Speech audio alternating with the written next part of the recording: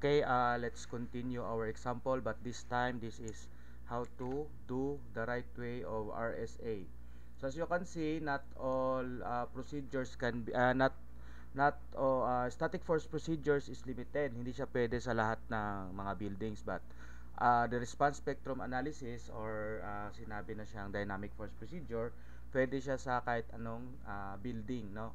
So in this video, we will try to do a proper way of response spectrum analysis for sa ETABS, no? Paano natin gawin? So earlier we have defined the load pattern. So here meron tayong kailangan sundin sa NSCP, kaya kailangan natin i-retain tong static force procedure, but just let's rename this one as a static force procedure.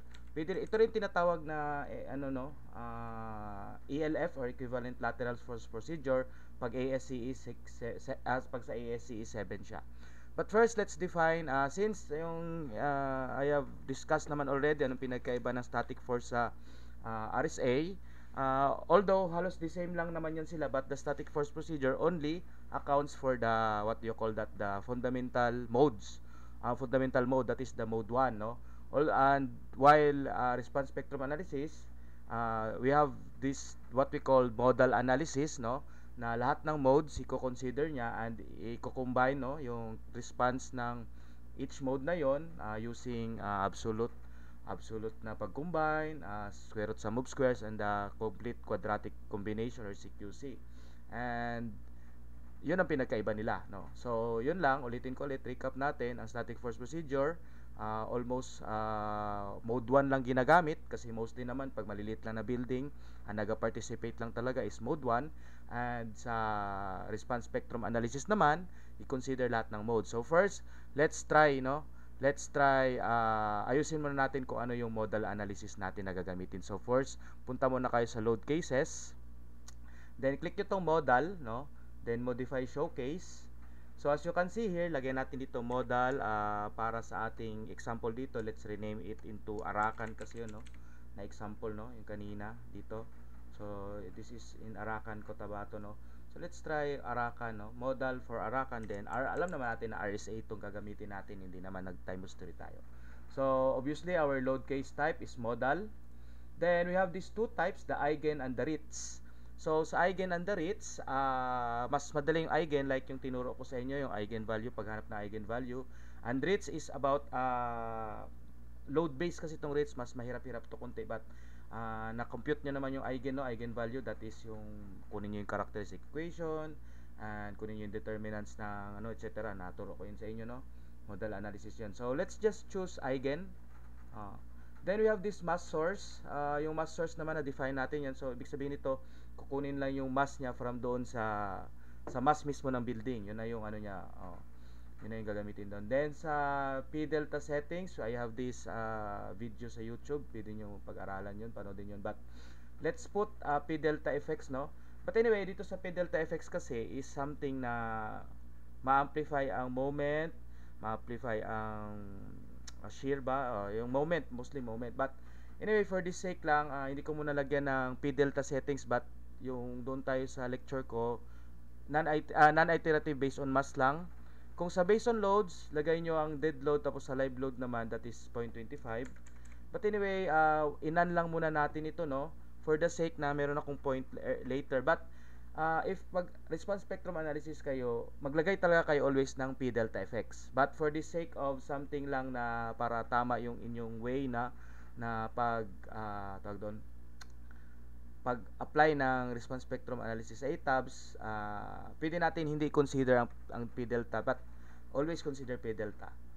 So I have this lecture sa YouTube, no, anong pinagkaiba ng lalagyan natin ng P delta settings or P delta effects sa walang P delta effects. But for this sake, let's just not put P delta effects. Pero when you are analyzing, always put, no, always consider the P delta effects, no? Marami yan siyang sa mga code yan, lalo na sa NCP, lalo na sa steel, meron yan sila, at saka sa RC na code, no.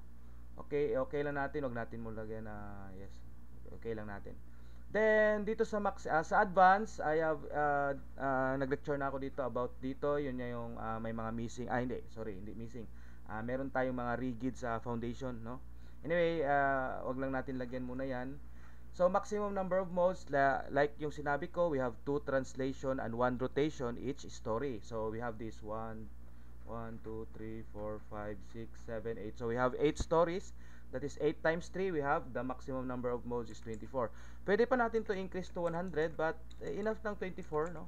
Enough ng 24 modes, number of modes sa dito kasi i-consider natin yung dalawang translation, that is the orthogonal sila with each other, then yung rotation, no? Kada story yan. So 3 times 8 again, that is 24. So frequency shift, these are all yung about sa tinatawag natin ng mga missing frequencies, etc. Say missing mass, etc. Then convergence tolerance, ang way ng ETABS is using iterations, no? So until mag-converge, I have also simple yun sa Excel kukunin para makuha yung eigenvalue. Anyway, yun na yun. So yan, check nyo lang yan as default. So as you can see here, ang modal talaga natin is eigen, no? Eigenvalue na process yung pagkuha natin ng modal analysis, yung pagkuha natin ng modes, no? Lagi tandaan, yung eigenvalue, that is the mode frequency. Square root nyo lang yun na yung mode frequency. Then meron tayong mode eigenvector, yung mga shape nya, etc. Modal shapes yun. So okay, ito lang yung edit nyo, 24, then okay. So after that, we go to definition naman ng ating function. So since this is response spectrum analysis, we will define the response spectrum analysis. So ang first dyan, pasok tayo ulit sa UBC 97. Saan yung UBC 97 dito? Okay. This is the NSCP 2015. Dito nakabase ang NSCP 2015. Add new function. Then pangalan natin to ng RSA Arakan. So RSA Arakan, function niya damping ratio, then yung ating is 0.44 and 0.64. Okay. 0.44 then 0.64. So this is the plot, no? So i-compare nyo yan doon sa plot natin dito. Ito yon. So ito, pero pinalitan na yon ng number niya kasi given na yung CA, given na yung CV. Kasi binigay man natin yung CA at saka CV. Okay, then just click OK. Wala na kayong ibang ayusin dyan.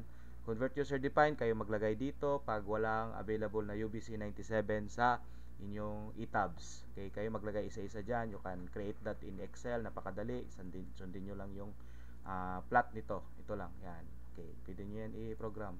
Dali lang yan masyado. Then, okay.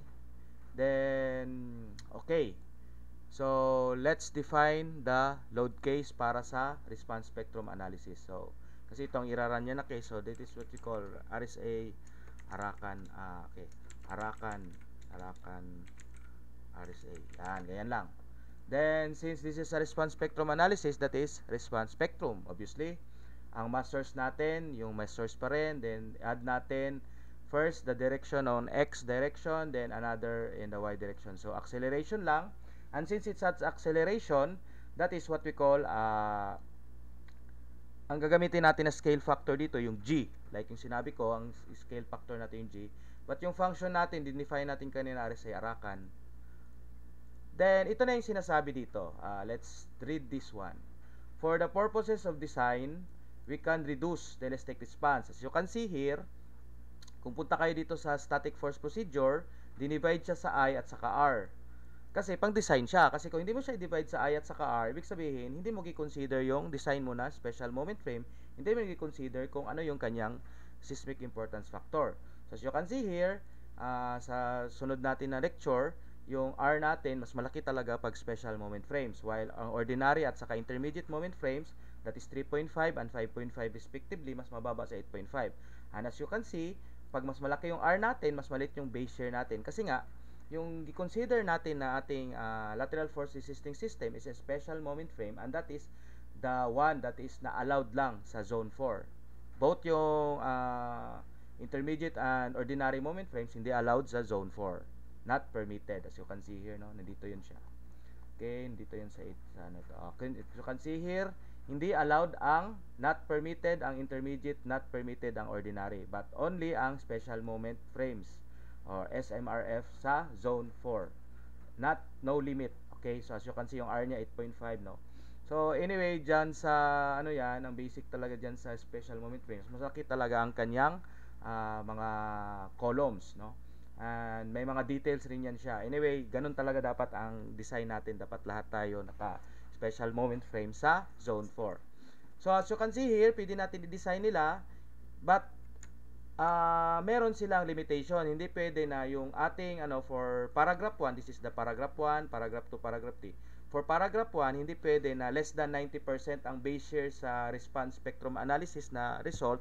90% siya less than dun sa base share na ginamit yung static force procedure. Pag ang ginamit natin na ground motion is ito siya. Yun ang meaning ng paragraph 1.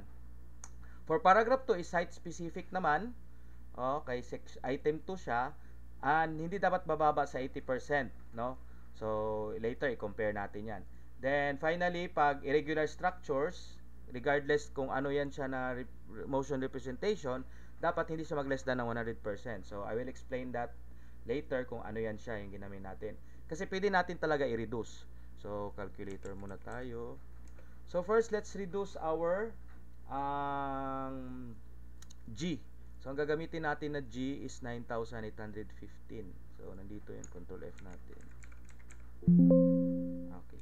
So 9.81, no? 9.81, so 9,815 lang. Okay. So insert, may dalawa tayong runs, 9,815 times ilan yung ating importance factor, kasi dapat ganito yan siya, oh. So i-reduce natin, ito yung meaning yung dito, class. Reduce G, that is 9,815 times I, that is 1.0 divided by 8.5. So ma-reduce talaga yan siya kasi i-divide mo siya sa 8.5. And napakalit yan siya kasi SMRF nga yung i-consider natin. Hindi natin i-consider yung ordinary at saka intermediate. So 8.5. So ang gagawin natin dyan, i-divide na lang natin siya kagad sa 8.5. Since 1 naman yung ating 1 naman. 1 naman yung ating I. So divide na lang natin ng 8.5. So ang gagamitin natin is 1,000. Okay, 1,154. 1,155 na lang. So ilagay natin dito, instead na 9,806.65, 1,000, ilan yun? 1,155. 155. So na-reduce natin for the sake of design purposes.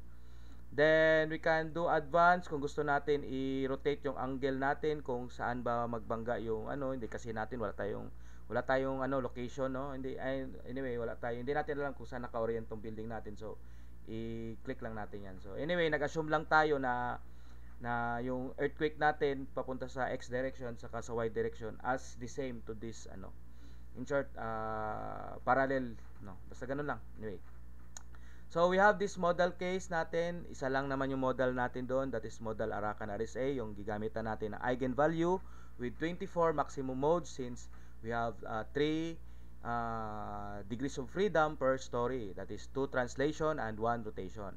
Then model combination, we can use SRSS or CQC. We should not use absolute, no, kasi masyadong tong absolute, conservative, matataas ang ibibigay na result nito, and it's not realistic. Ang SRSS naman, for the sake of statistics, na during earthquake hindi sila sabay-sabay statistically talaga na hindi sabay-sabay yung modes na mapuntahan talaga yung maximum, no. Yung absolute kasi nag-assume ka na lahat yun sabay-sabay sila na maximum yun during earthquake. But anyway, since this is a 3-dimensional, mas maganda ang complete quadratic combination, CQC. So itong grand mean, itong GMC, basta grand mean, etc. yan. Then we have this one, so we just use CQC lang.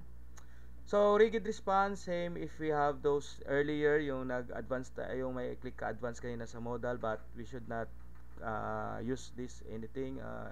Leave it as a default, no? Nyo lang yan. Then, since we have 2 directions, i-combine na yan siya.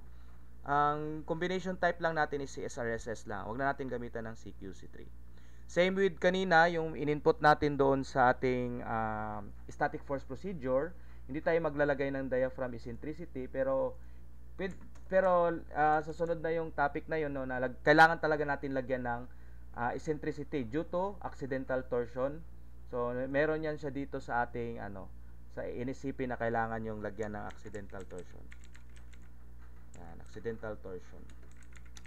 So, importante itong accidental torsion class, no? So, yan, maglagay ka talaga ng 5% yan, no? Due to, hindi kasi natin maano yan, but, i-consider natin yan sa sunod, no? Hindi mo na natin i-consider yan. So, 0.05, no? That is 5% ng dimension ng per side. Anyway, balik tayo dito. Ay, sorry. Balik tayo dito. So, wag na lang muna natin lagyan ng accidental torsion. So, okay. Then, okay. Then, I think lahat na naparan na natin. So, analyze natin. Set load cases to run. Run. So, iparan lang natin ang modal para sa response spectrum. Then, iparan natin ang static force procedure para sa, bakit hindi na-rename yung natin? Load cases. Okay, sige lang. So, pwede natin i-run yan. Okay. So, during this run, maghintay lang tayo. No? Okay. As you can see here, i-compare muna natin yung ating structure output base reactions. Tingnan natin if pasok ba. So, first, let's consider muna kung ano itong building natin. So, this is just something na masabi talaga natin na regular because yung kanyang hindi naman siguro 8 to, pero pwede natin i-check, no? Pero so baka ano siya, tinatawag doon soft story siya, but anyway, as you can see here, natin, click natin, tapos yung static, sorry, step 1 lang natin, no? Equals. So anyway, kung makita nyo naman din, hindi masyado siguro tong okay. So let's say, so as you can see here, yung story 1, mas mataas talaga sa sorry, stiffness. Okay, meron tayong tinatawag na soft story. So since we have this what we call soft story, as you can see here, this is the story 1 is 51,000 lang ang kanyang stiffness, while dito sa ating story 2, 121,000. So kasi this is what we call as soft story na kagad, no? So we should gagawin natin sa story 1 dapat mas malaki yung kanyang So anyway, hindi nyo lang topic natin yung soft story, but this, as you can see, this 8-story building is already a soft story, and that is very very critical. Napakadelikado yan sa earthquake na yan, yung soft story na building. So since this is a soft story, this building is now considered as irregular, no? May irregularity yan. Kahit hindi na natin kailan i-compute, obviously talaga that is greater than, no? This 121,000 is greater than 51,000 by almost sobra. Almost 100%, no? Yung sinabi lang doon, dapat magbaba ng 70%, etc. ganyan. So anyway, since this is an irregular, let's check the anong paragraph yung gagamitin natin dito kung irregular. So this is for all regular structures, 90% pag regular. Pag regular siya, pero gumamit ka ng site specific, itong item 2 doon sa kanina, 80% lang, enough ng 80%. But dito sa irregular structures, which is yun na yung sa case natin dito, this is irregular structures, dapat yung ating base shear sa response spectrum analysis halos the same lang. Or mas greater pa nga siya dapat sa ating static force procedure na base shear.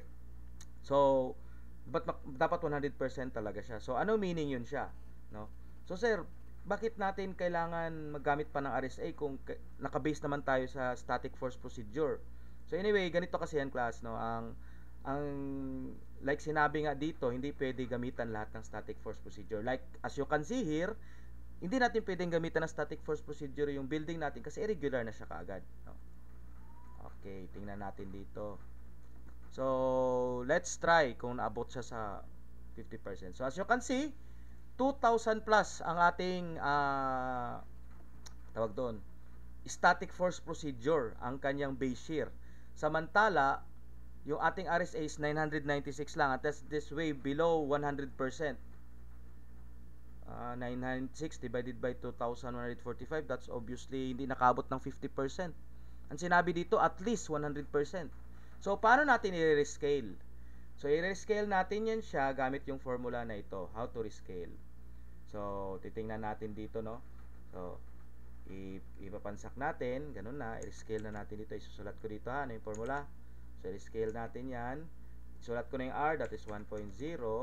Ang R natin 8.5 and check natin. So tingnan natin ha.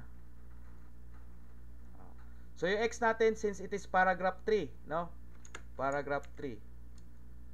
Sorry. Paragraph 3 siya. That is dapat 100%, no? So yun na yun. So that is 1.0. Yan, 100%.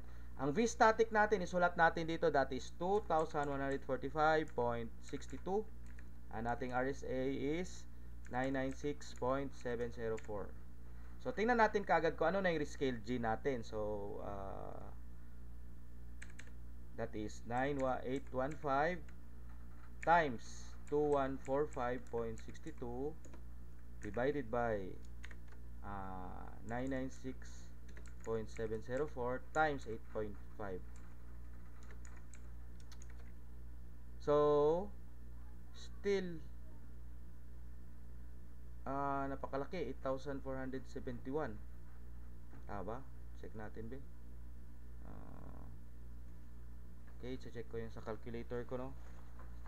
Napakalaki. Hindi man siya napakalaki. Kunti lang ano niya, 8,471. So, tingnan natin. 9815 times 1 over 8.5 times 2145.62 divided by 996.704. So sorry, mali yung pagkalkyo ko dito. That is 2,485 lang. So ulitin natin, 9815 times 2145.62 divided by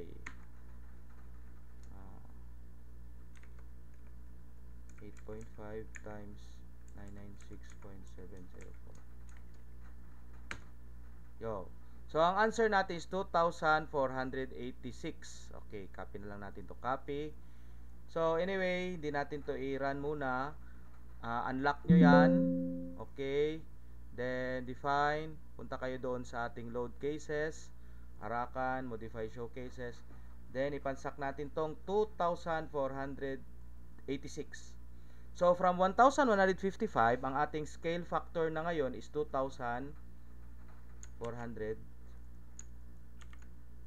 Okay, 2486 na lang. 2486. Okay. So, this is enough na, no? Let's say, makita na natin dito na almost magparehas na sila.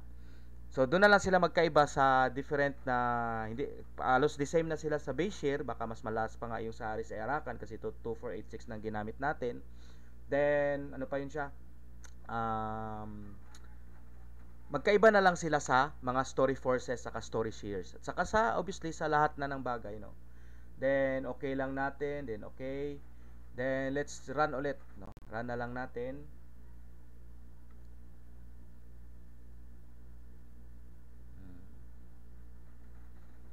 Okay, tapos na. Let's check the base reactions. Okay, almost parehas na talaga sila. Kulang pa nga eh. Dapat 6195. Halos the same na sila. Ay, ano natin para parehas? Taasan natin kunti ang RSA kasi sundin natin doon. Kunti lang naman, di ba? Pero taasan na lang natin. Okay. Gawin natin 2490. Yan. 2490. Okay, mabilis lang naman ito. From 2486 gawin natin 2490. So, ganun na siya. Instead na gamitin natin ang 9815, 2490 na because na-reduce talaga siya because of the kagandahan ng special moment frames.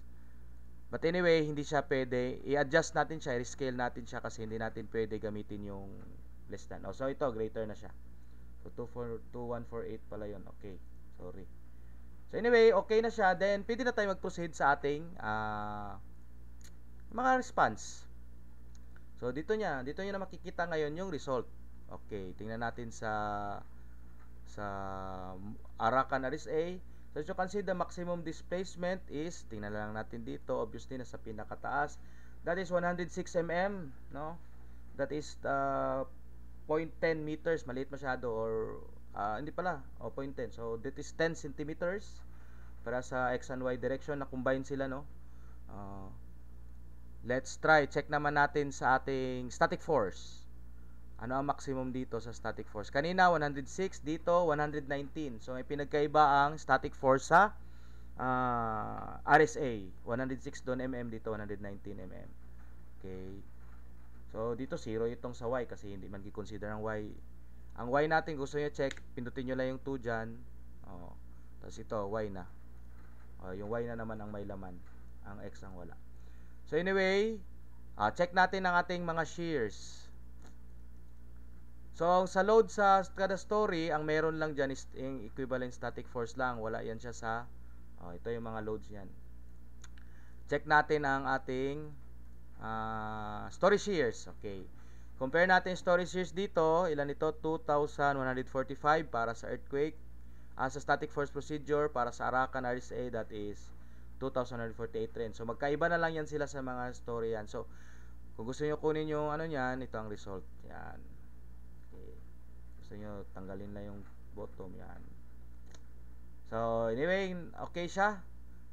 Overturning moment, kung gusto niyo malaman ang overturning moment, compare niyo yung overturning moment dito. Magkaiba talaga sila ng static force at saka sa RSA. Meron tayong tinatawag na drips, napaka-importante ng drips, Napaka-importante ng drips, ang maximum drift dito, that is 13.5. 0.013 times, let's say, ilan ba to? That is mostly 1.3%, no?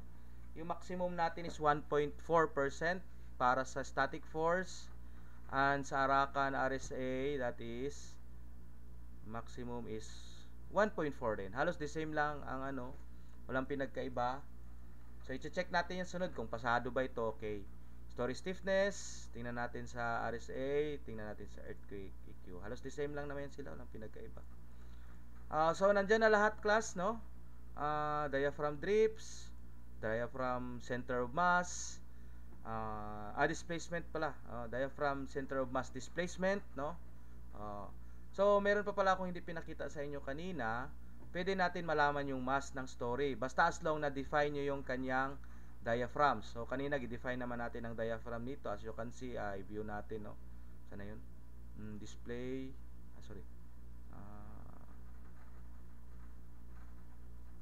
okay, dali lang. Display. Anyway, pwede naman natin yun maano kanina. Shell pala, sorry. Wala na dito yun. Okay, anyway, wag na lang. Display, load assigns. Load assigns na ito, shell. Okay. So anyway, pwede natin makita dito yung ating story mass, no? Center of mass sa rigidity. Makita nyo ang weight o mass ng kada story. So kasi mas magana ang story 8 kasi niya kinakarga. Wala na siya masyadong kinakargang poste. So these are all the story forces. These are all the story mass, no? So pwede rin natin i-check yung modal information. Nakasabi dito na dapat yung ating participating mass ratios natin, participation factors natin dapat nakaabot ng 100. Sorry, hindi dyan. Tama. Participating mass ratios. So, click na lang natin ang sum dito. Okay, modal. Tapos, 24 modes. Consider lang natin ang sa X. Hindi natin maano yan. So, as you can see, dito sa X, greater na siya sa 1 pag isa mo siya. So, ang sinabi lang naman sa NSCP, that is at least 90%, no? At least 90%, no? Sa combining modes, ito yung sa CQC, ilan ang modes na kailangan natin? Dahil lang nandito yun. Directional effects, SRSS rin. Saan na yun siya?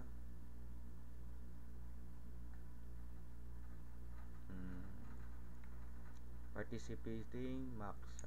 Participating na lang. Yan. So, for the modes, number of modes. Okay, the number of modes, na sinabi ko kanina, 24 yung gilagay natin. At least 90% ang mag-participate. For the modes, consider at least 90% of the participating mass of the structure is included in the calculation. Obviously, dito pala, makita nyo dito sa cumulative dito, kahit nga yung mode 1 lang, 92% na. So mode 1 pa lang 92% na yung kanyang participation. Pero ganun rin sa ano. Pero ito, inubos natin na 100% ng kanilang participation. Uh, ito yung sa RX, yung sa sinasabi ko na rotation. Okay.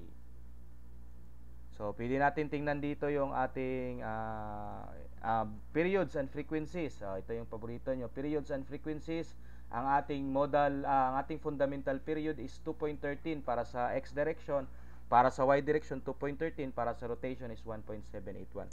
So, ito siya class. Itong tatlo na ito, this is the fundamental modes para sa isang direction na translation, isang direction translation, saka sa rotation. Tapos, dito naman, sa parang pangalawa naman to second. So, anyway, tatlo kasi talaga yan. So, itong dalawa na ito, halos parehas sila kasi translation lang yan, nagkaiba lang doon sa may rotation. Pero these three are the fundamental periods for this structure. We have the fundamental frequency, then we have the fundamental omega, then we have the eigenvalue. Square root lang yan ito. So, pag ito, square root mo, itong lalabas. So, we also have what pa? Pwede natin makita dito. So, meron tayong load participation ratios. Halos the same lang yan siya sa ano. Pero hindi ito ginagamit, no? Ang ginagamit talaga din participating mass. So, participation factors, gamma yan. This is gamma, ito yung ginagamit natin if panoodin nyo yung lecture ko about sa mano-mano na ano. Modal directional factors, these two, ito rin yun, makita mo yung period saka yung kanilang mostly sinasabi na participating. So as you can see, hindi masyado nag-participate, ito kasi ibang direction ito, so hindi talaga siya mag-participate. Pero tingnan mo yung direction, no? Mag-participate pa rin kay merong 0.004%. Anyway, yan yung mga ating model information, center of mass and rigidity. Napakita ko na to sa inyo. Ito yung kanilang centroid. 12 ang centroid nila. Kung meron tayo accidental torsion, may mag-adjust yan dyan. No? Magkaiba yan. Story forces, ito pa, tama. Okay, output case para sa static force. Ito, no? Step 1 lang. Sabihin nyo sa X, ano lang. So, step 1. Then bottom lang. So these are the story forces, no? Ito yung forces sa each story. Shear. Ito na yung shear. Pwede nyo yan kunin na. Pero naturo ko na yun sa inyo kanina. Then we have these diaphragm forces. Ito na yun. Kayo na lang maghanap dyan. Andito yan. Yan. Yan yung mga forces kada floor na nakatutok sa diaphragm mismo. Okay, nandito na ata lahat. So, dito, live load reduce factor. Ito yung i-reduce mo sa But anyway, hindi masyado tayo magpansin dyan. So, anyway, thank you very much. Ito na yung gagawin natin dito. And I hope you have learned a lot here. So, gagawin nyo yung assignment nyo at saka mag-study kayo mabuti. So, thank you.